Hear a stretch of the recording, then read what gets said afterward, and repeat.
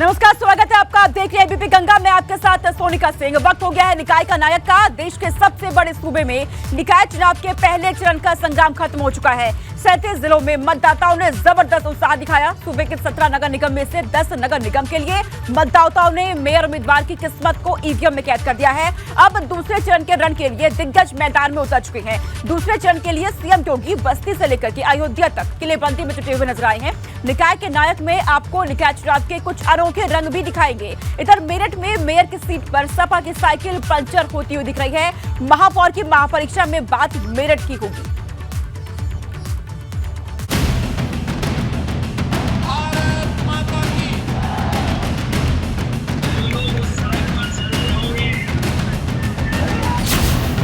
पूरा हुआ पहले चरण का निकाय संग्राम।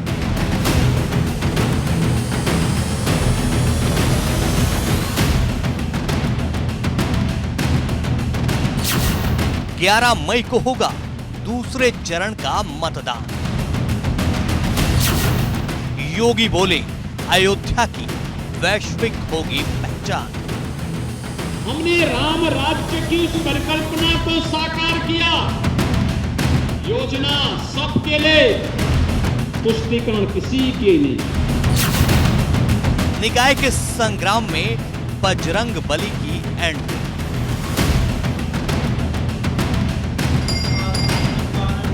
बजरंग बली महाराज की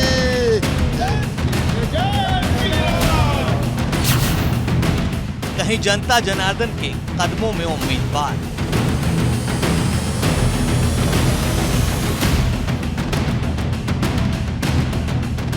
कहीं बिरयानी के पतीले को लेकर मां।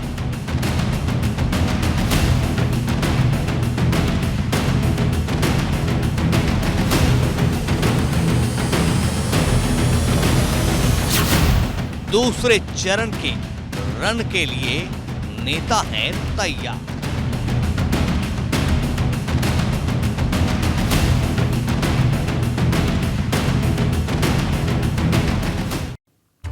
पहले चरण का मतदान खत्म हो चुका है और अब बारी है दूसरे चरण की। लेकिन पहले चरण के दौरान कई दिलचस्प तस्वीरें कैमरे में कैद हो गई, जिन्हें देखकर आप भी कह उठेंगे, लोकतंत्र इन्हीं के दम पर जिंदा है।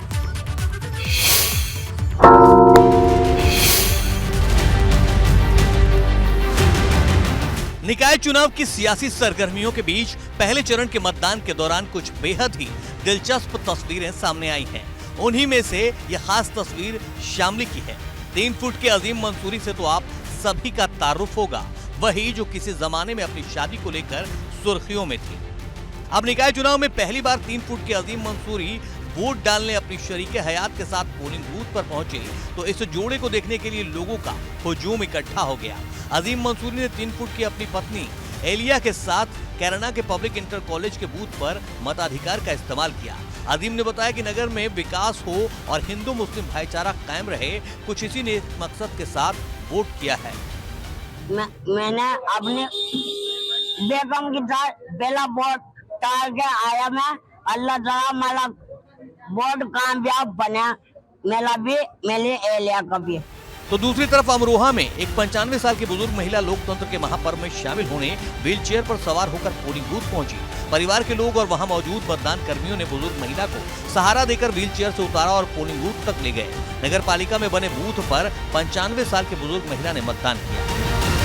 ललितपुर से आई ये तस्वीर भी लोकतंत्र के लिए बेहद खास है, क्योंकि लोकतंत्र के इस महापर्व में अपनी जिम्मेदारी समझते हुए दिव्यांग मतदाता अपनी 3 व्हीलर गाड़ी लेकर वोट डालने पहुंचे। मतदाताओं के रंग तो आपने देख लिया, अब जरा प्रत्याशियों के भी कुछ अलग अंदाज देख लीजिए।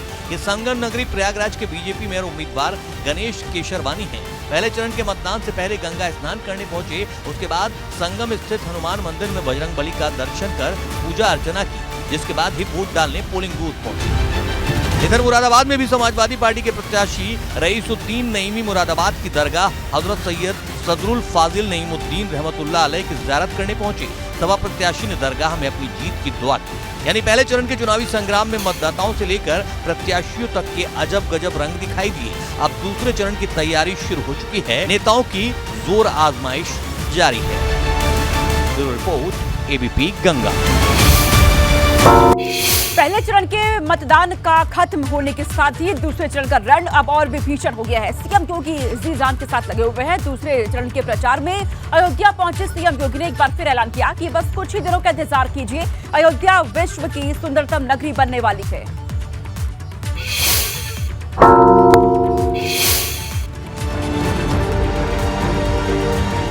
निकाय का चक्रव्यूह भेदने निकले योगी। 4 जिलों में सीएम योगी का ताबड़तोड़ प्रचार। सब नर करहि परस्पर प्रीति, चलाए स्वधर्म निरत सुत नीति। राम की नगरी अयोध्या में सीएम योगी ने अपने प्रचार का आरंभ इन श्लोकों के साथ किया तो साथ में सरकार की रीति और नीति भी बता डाली और विरोधियों पर हमलावर भी हुए। कहा जिस अयोध्या में खून बहा वहां विकास की गंगा बह रही है। सीएम योगी ने अयोध्या एयरपोर्ट के बहाने विरोधियों खासकर समाजवादी पार्टी पर निशाना साधते हुए कहा कि समाजवादी पार्टी का नाम ही विध्वंसात्मक पार्टी होना चाहिए, क्योंकि अयोध्या में एयरपोर्ट के काम में भी इन्होंने रोरा अटकाया था। अयोध्या का एयरपोर्ट इंटरनेशनल एयरपोर्ट है। इस वर्ष के अंत तक समाजवादी पार्टी ने अनेक रोड़े अटकाने के कार्य किए। लोग मुझसे कहते थे कि समाजवादी पार्टी के लोगों को हो क्या गया कि एयरपोर्ट भी नहीं बनने देना चाहते। समाजवादी पार्टी का नाम ही विध्वंसात्मक पार्टी होनी चाहिए थी। सीएम योगी ने एक बार फिर मंच से ऐलान किया कि अयोध्या में जब राम मंदिर का निर्माण होगा तब अयोध्या दुनिया की सुंदरतम नगरी में एक होगी। अयोध्या में भगवान श्री राम के भव्य मंदिर का निर्माण का कार्य हो रहा है। इस वर्ष के अंत तक भाइयों बहनों, जब अयोध्या में राम जन्मभूमि मंदिर का कार्य पूरा होगा तब तक अयोध्या दुनिया की सुंदरतम नगरियों में से एक नगरी अवश्य होगी। मर्यादा पुरुषोत्तम प्रभु श्री राम के पुत्र महाराज कुश की पावन नगरी सुल्तानपुर पहुंचे सीएम योगी ने यहां भी त्रेता युग का प्रसंग याद दिलाते हुए कहा, भगवान ने कालनेमी का वध इसी जनपद में किया था। त्रेता युग में हनुमान जी ने कालनेमी का वध इसी जनपद में किया था। भाइयों बहनों, लोकतंत्र में आपके वोट की ताकत हर भ्रष्टाचारी को और हर माफिया को जमीन दिखा सकती है, सही ठिकाना दिखा सकती है। सीएम योगी ने बस्ती और सिद्धार्थनगर की चुनावी सभाओं में ट्रिपल इंजन की सरकार के लिए जनता से वोट मांगे। इन सभी जिलों में दूसरे चरण में 11 मई को वोट डाले जाएंगे। अब देखना यह है कि जनता ट्रिपल इंजन की सरकार बनाने में दिलचस्पी दिखाती है या अपना कोई नया इंजन तैयार करती है। Bureau report, ABP Ganga. Bajrang Bali का मुद्दा भले ही कर्नाटक चुनाव में उठा हो, लेकिन इसकी गूंज अब यूपी निकाय चुनाव में भी सुनाई दे रही है। न सिर्फ बीजेपी बल्कि कांग्रेसियों की जुबान पर भी बजरंग बली का नाम है। निकाय चुनाव में भी बजरंग बली की गूंज। बजरंग बली महाराज की जय। हनुमान के सम्मान में एकजुट हुई भाजपा।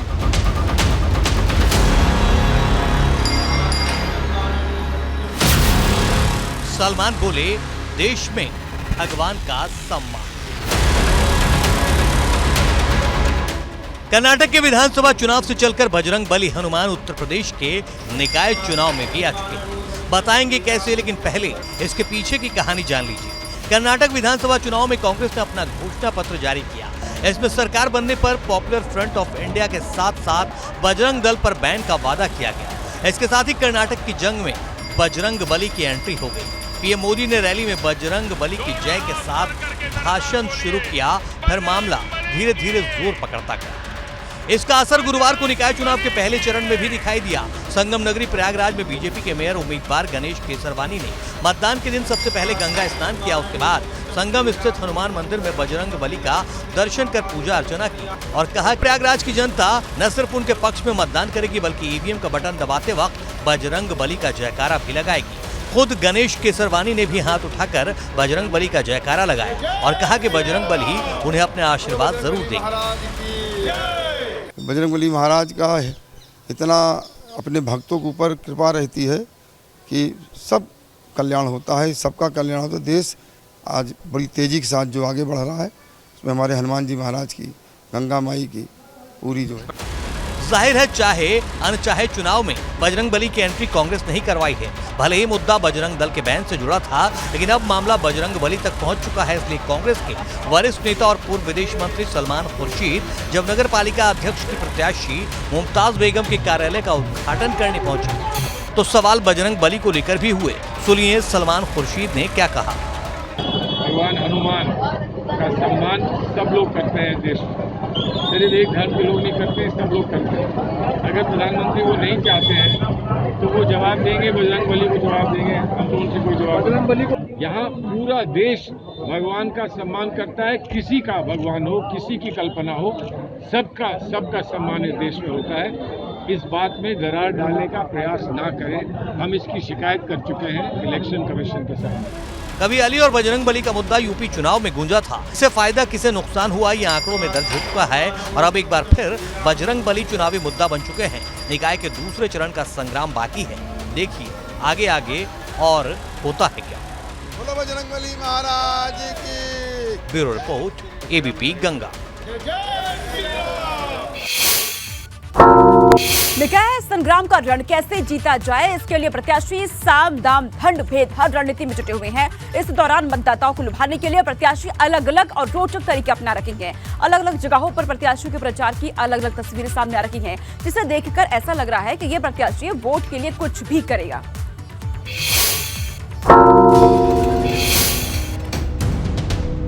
निकाय संग्राम के रणबांकुरे निकाय का रण जीतने के लिए हर कोशिश, हर तरीके अपना रहे हैं। चाहे वादों और दावों का पिटारा हो या जनता जनार्दन को लुभाने का सियासी ड्रामा। अब जरा इस वीडियो को ही देख लीजिए, कैसे इस पतीले के पीछे लोगों का हुजूम लगा हुआ है। पतीला जहां जहां, लोग वहां वहां। ये वीडियो है मेरठ के वार्ड नंबर 80 का, जहां मतदाताओं को लुभाने के लिए बिरयानी बांटी गई। और जब बिरयानी कम पड़ गई तो फिर क्या हुआ, इस वीडियो को देखकर ही आप समझ गए।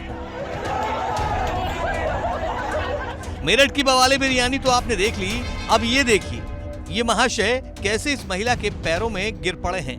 जहां बुजुर्ग सा दिख रहा ये शख्स बच्चों की तरह लोगों के पैरों पर गिरा पड़ा है। बता दें कि तस्वीर है बदायूं के बिसौली नगर पालिका के भाजपा प्रत्याशी हरिओम परासरी की, जो वोटर्स को लुभाने के लिए उनको पैरों में गिर पड़े हैं। वोट के लिए ऐसी भक्ति देखकर जनता जनार्दन कितना प्रसन्न होती है, इसका परिणाम और फल तो 13 मई को ही मिलेगा।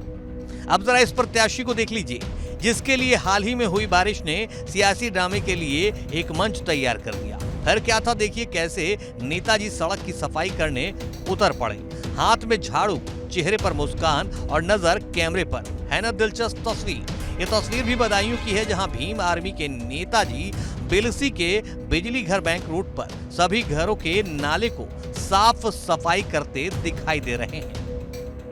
बहरहाल वोट के लिए कुछ भी करेगा के मंत्र के साथ उम्मीदवारों के ये अजब गजब तरीके जनता को कितना लुभा पाते हैं, ये तो 13 मई को ही पता चल पाएगा।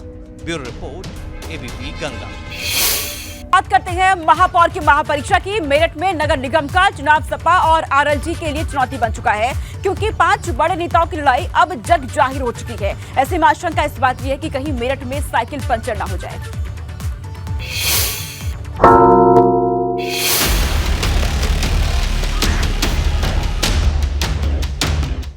मेरठ में समाजवादी पार्टी के सिपाहियों में टकराव बढ़ रहा है। सपा विधायक अतुल प्रधान से सपा और आरएलडी के 5 बड़े नेताओं की तल्खी की खबरें अब तक पर्दे के पीछे थी, लेकिन अब ये रार और टकराव खुलकर सामने आ रहा है।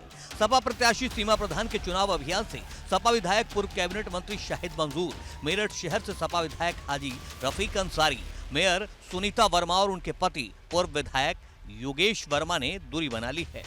आरएलडी विधायक गुलाम मोहम्मद नामांकन और प्रेस कॉन्फ्रेंस में जरूर दिखे, लेकिन सीमा प्रधान के प्रचार अभियान में उन्हें भी दिलचस्पी नहीं है, यानी गठबंधन के साथी भी नाराज हैं। आरएलडी विधायक गुलाम मोहम्मद को छोड़कर सीमा प्रधान के नामांकन में चारों नेताओं में से कोई नहीं गया और न ही उस पदयात्रा में नजर आए जिसमें उमड़ी भीड़ चर्चा का विषय बनी हुई है। विधायक हाजी रफीक अंसारी के गढ़ हापुड़ रोड से अतुल प्रधान और सीमा प्रधान की पदयात्रा गुजरी, लेकिन 2 बार से विधायक हाजी रफीक अंसारी को पूछा तक नहीं गया। ये बात उन्हें चुभ गई है और इसने तल्खी और बढ़ा दी है। हमको कोई इत्तला नहीं थी उसकी, ना हमें उन्होंने जानकारी दी, तो हमें क्या पता।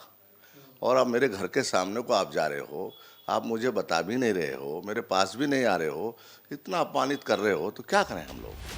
एमएलए अतुल प्रधान और एमएलए शाहिद मंजूर में 36 का आंकड़ा किसी से छिपा नहीं है। अतुल प्रधान ने शाहिद मंजूर के आवास से चंद कदमों की दूरी पर सभा की, लेकिन शाहिद मंजूर को पूछा तक नहीं। हालांकि शाहिद मंजूर इसे कैमरे के सामने जाहिर करने से बचते नजर आए। आपको अतुल प्रधान ने बुलाया कभी कार्यक्रम में? क्या नहीं, मैं यहाँ था ही नहीं, तो बुलाने की कोई जरूरत भी नहीं है। वो खुद जाली कोठी में जिक्र चल रहा था, कार्यक्रम करेंगे कि हमारे शाहिद मंजूर साहब तो नहीं दिख रहे। मैं यहाँ हूँगा नहीं, या उन्होंने मुझे बुलाया नहीं होगा, वो खुद ही सक्षम है, कोई दिक्कत नहीं है उनको। अब जरा मेरठ महापौर सीट पर वोटों का गणित समझ लेते हैं। मेरठ में मुस्लिम वोट 4 लाख से ज्यादा हैं, जिनमें करीब 1 लाख से ज्यादा अंसारी बिरादरी के वोट हैं और शहर विधायक रफीक अंसारी इसी बिरादरी से ताल्लुक रखते हैं। मेरठ में एससी समाज के 1,75,000 से ज्यादा वोट हैं। 2017 में बीएसपी के एसटी और मुस्लिम समीकरण की बदौलत सुनीता वर्मा महापौर बनी, लेकिन बाद में साइकिल पर सवार हो गईं। गुर्जर वोट 30 से 40 हजार है और सीमा प्रधान इसी गुर्जर बिरादरी से आती हैं। सुनीता वर्मा और उनके पति पूर्व विधायक योगेश वर्मा की गिनती एससी समाज के बड़े नेताओं में होती है। पूर्व विधायक योगेश वर्मा अखिलेश यादव के करीबी हैं। योगेश वर्मा ने बीजेपी को 2017 में महापौर चुनाव हराया और सुनीता वर्मा को मेरठ की मेयर बनाया। दोनों ही सपा विधायक अतुल प्रधान के रवैये से नाराज हैं। चुनाव जब कोई लड़ा जाता है, उसकी एक रूपरेखा तैयार की जाती है, उसकी योजना बनाई जाती है, उसका एक उसको ये कि मेयर साहब को उधर जाना है, योगेश वर्मा को उधर जाना है, उसको उधर जाना है। उन्होंने अपनी अलग ही अपना आप ही ओवर कॉन्फिडेंस के हिसाब से वो चुनाव लड़ रहे हैं।